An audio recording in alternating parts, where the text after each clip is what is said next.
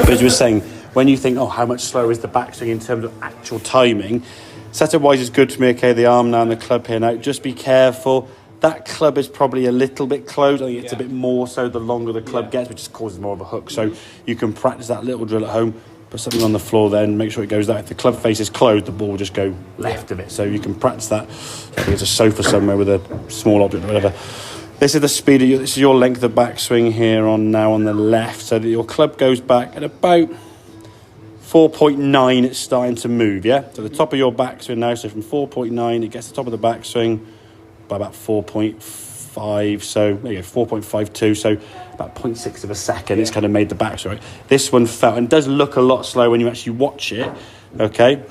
The club's going back now on about 1.02, it's moving back, okay? And he gets to the top of the backswing at 1.8.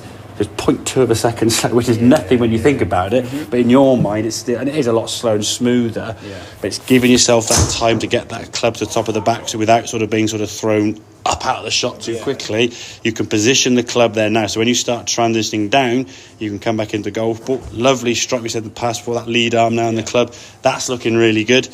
And then we can move through the target now in good balance and under control without falling off balance. I think some of the shots where you lose balance post-impact, it's not the balance lost after impact. The balance is already going in the backswing. And it's just you trying to react and fight against that. And then eventually, by the time the contact's made, you just kind of give up. Oh, I can't help it now. Yeah, it's gone.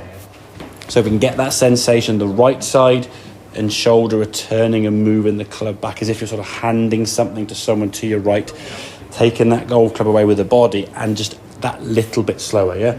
I mean, 0.2 of a second doesn't seem a lot when you break it down there, but you can feel it's a lot slower. I think the first 2 or 3 you made actually were almost noticeably slower from a visual perspective. So that was actually quite good in terms of that. You can see kind of where the swing speed was going to come from, because all the ball knows is how fast the club comes down at impact and how fast it goes back. And if you do go back too fast, you get thrown up at the shot.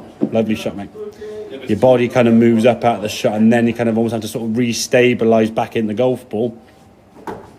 As a result, then your balance is off, and your feet are kind of, as you'll see with the other one, your feet are kind of sort of trying to support the club. They're sort of twisting, and you're grabbing with your toes to try and sort of maintain some sort of balance. So giving yourself that time just to position the club going back by moving the right side, the right hip and the right shoulder, just that smidgen slower and smoother, makes it a lot easier. And when you start getting that sort of hooky one, that's when you got to start looking at the club face at address, that you're not turning him in. Because I think because of the old history of your shots generally going t'other, you sort of close the club face. Now the club's neutral, the grip's nice and neutral and square.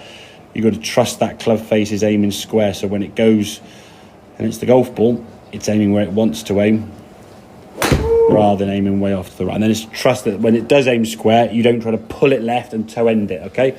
Because if you get shots like, not so much, no, maybe that one there to be fair, where you lose a lot of yardage, they're more not because the face being open, it's because you've got running the golf club. And you probably feel a lot lighter contact. There's no contact with club and ball, to be fair. And the ball will then shoot off to the right. So making sure we twist and turn that body better in the takeaway. Lovely, really good. And trust that club face is a square club face, yeah? Okay, mate?